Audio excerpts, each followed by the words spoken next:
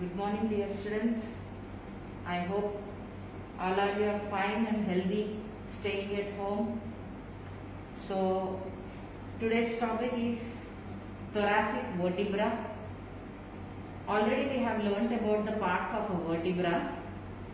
So now today we will learn about the different features of thoracic vertebra. Before going to the thoracic vertebra, what are the parts of a vertebra? So vertebra is having a body, vertebral arch which consists of pedicles and laminae and 7 processes. 2 superior articular processes, 2 inferior articular processes, 2 transverse processes and 1 spinous process. So all these 7 processes are the processes of a general vertebra. So in between the body and the vertebral arch which constitutes the pedicles and the lamina, there is vertebral foramen for the passage of spinal cord. So here first we will learn the features of a typical vertebra. So what are typical vertebra? What are atypical vertebra? Typical vertebra all have common features. And from T2 to T8 these are called typical vertebra. And first thoracic vertebra and the last 4, that is T9 to T12, these are called atypical vertebra. Because first vertebra is having most of similar features with that of the cervical vertebra, and last 4 they undergo transition from thoracic to lumbar vertebra. So they have features similar to that of lumbar vertebra. So because of this they are considered atypical vertebra which are having different features, and T2 to T8 which have common features, more or less slightly difference will be there, but they are the typical vertebra. So what are the features? Coming to the body of a typical thoracic vertebra. So body of typical thoracic vertebra is heart shaped. So it is heart shaped, that is anterior-posterior diameter and the transverse diameter are almost equal. So body is heart shaped and the body looks like a waisted cylinder. That is, it is broad above and below and it is narrow in between and it looks like a cylinder. And this body of thoracic vertebra are having special facets for articulation with the rib. Ribs are not present in the cervical region and lumbar region. They are present only in the thoracic region. So there is an articulation between ribs and the thoracic vertebra. So in a rib, head and tubercle articulates with thoracic vertebra. So head articulates with the body of thoracic vertebra. So there are special facets called costal facets on the sides of the thoracic vertebra. 2 facets will be there, superior articular facet and inferior articular facet. Superior costal facet and inferior costal facet. Superior facet is present near the upper border in front of the pedicles.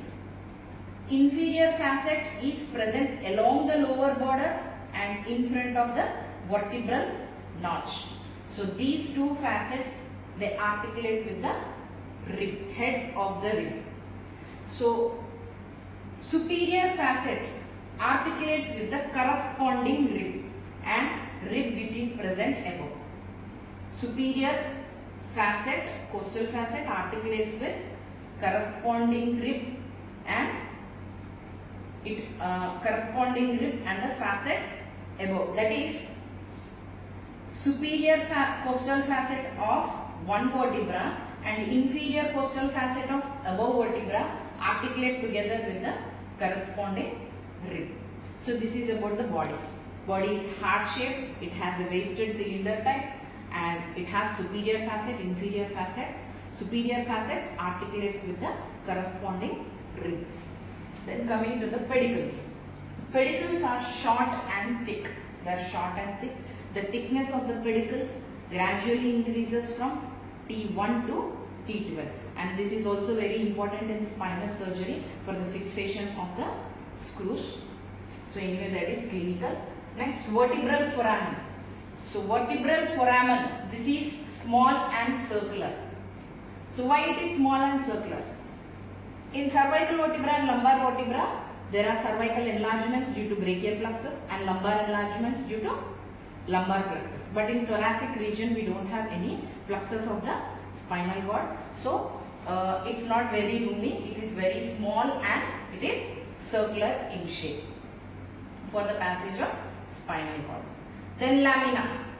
So here the lamina are very short, they are thick and broad. Very short, they are thick and broad.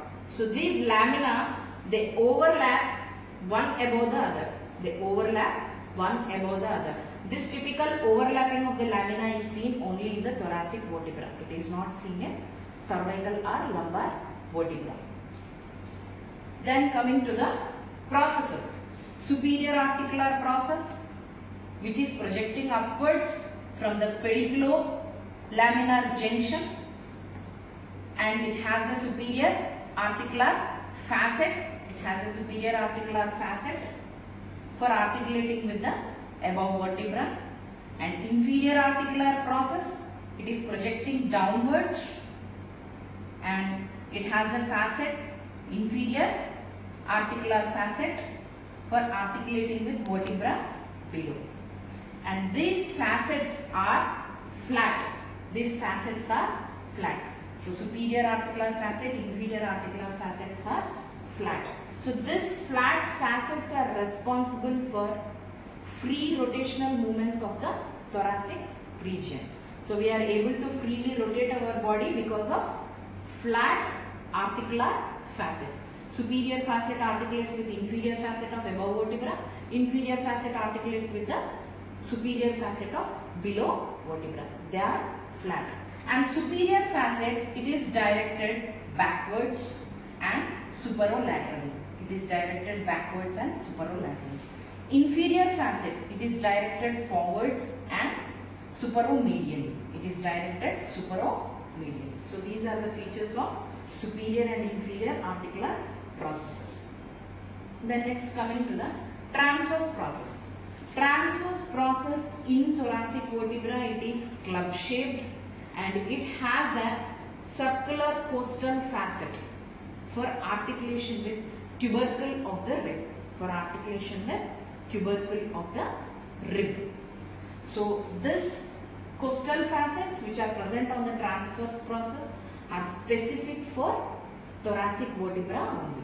They are not seen in any other vertebra, cervical or lumbar vertebra. And this facet, each facet is present anteriorly on the transverse process and it is little bit concave in the upper 6 vertebra and flat in the lower 6 vertebra.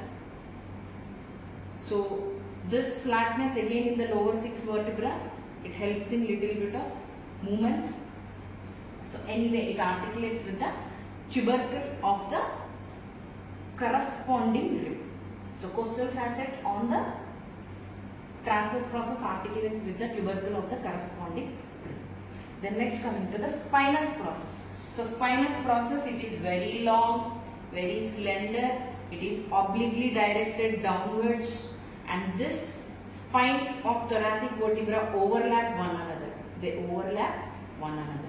So these are the general features of typical thoracic vertebra. Now I will demonstrate in short about all the features of typical thoracic vertebra.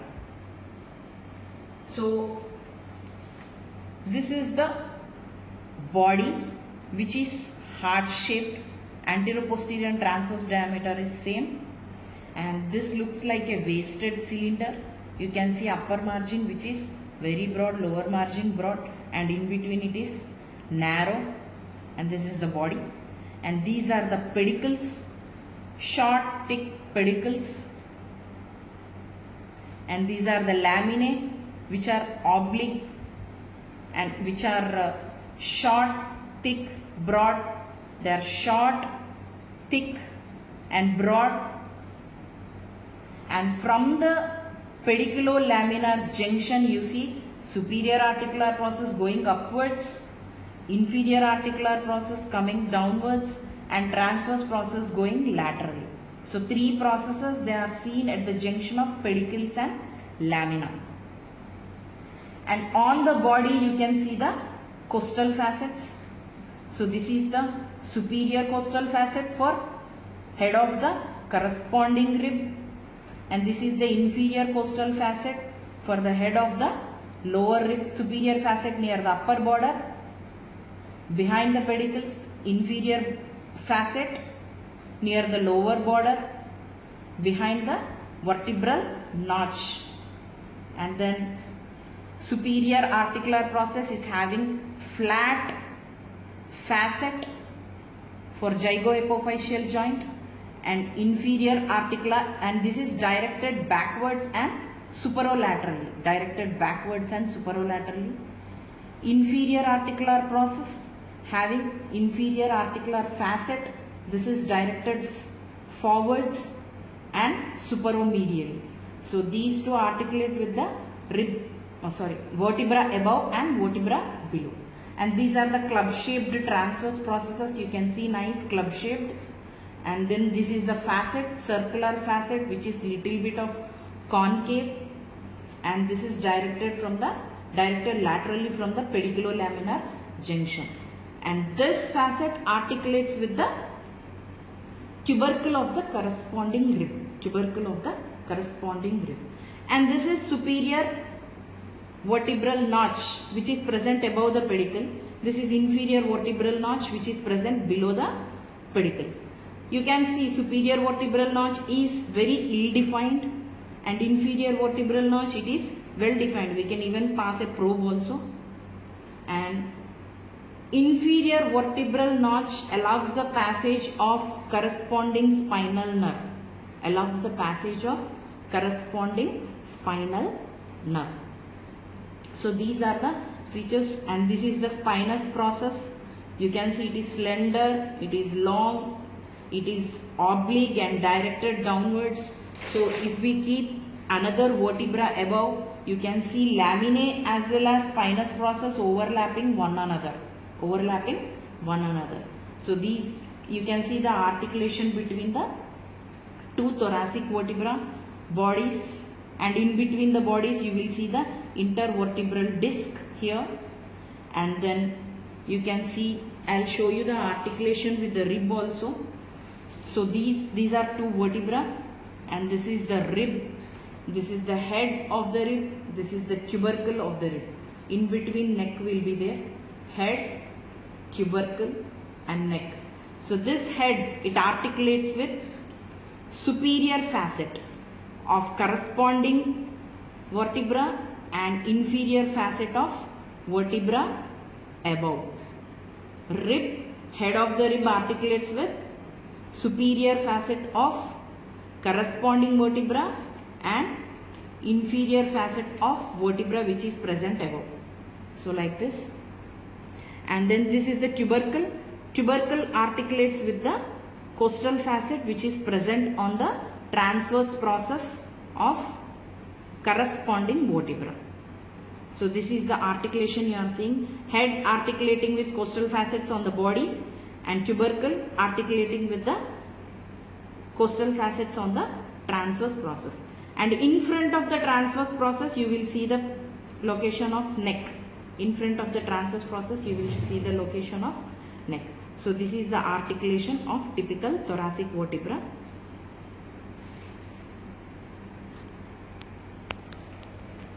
So here are the attachments of typical thoracic vertebra. So we can see 10 attachments. This is important to learn 10 attachments. So what are the 10 attachments? First we will learn. So first one is anterior longitudinal ligament. Next, posterior longitudinal ligament. Third one, ligamentum flavum. Fifth one, costotransverse ligament. So among the costotransverse ligaments which are attached to the transverse process, there are three. One is costotransverse ligament, one is medial costotransverse ligament, one is lateral costotransverse ligament. Next, muscles. trapezius, rhomboids, latissimus dorsi, and we have longus colli, erector spinae, multifidus, rotators. So these are the important muscles and ligaments. And beyond this we have supraspinous ligaments, interspinous ligaments, interspinous muscles. So all these are attachments. So now we will see the attachments of the typical thoracic vertebra.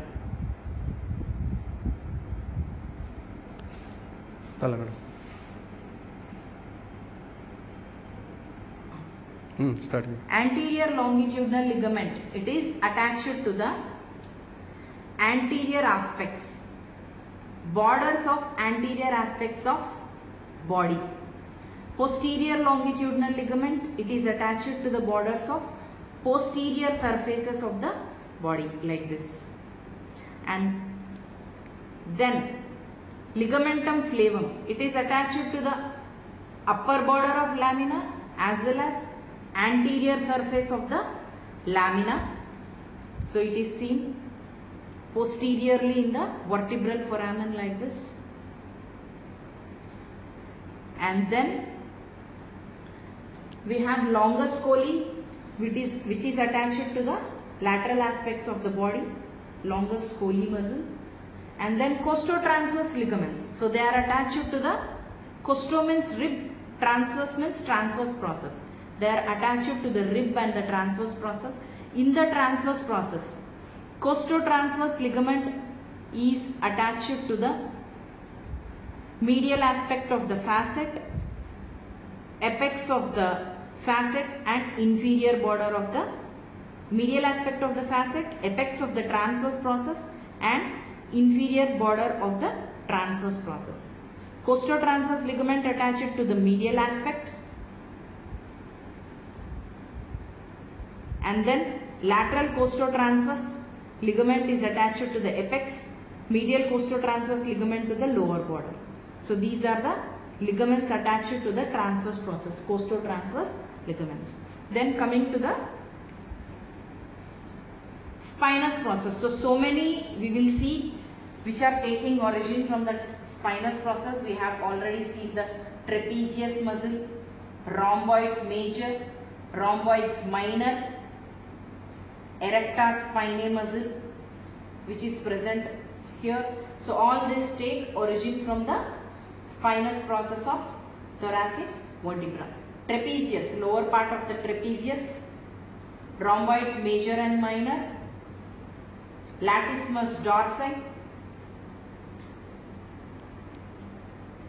Then here we have in the lamina we have attachments of rotator muscles and multifidus, rotators and multifidus. And connecting the spines we have interspinous ligaments, supraspinous ligaments. So all these are attachments of typical thoracic vertebra. Hello, madam.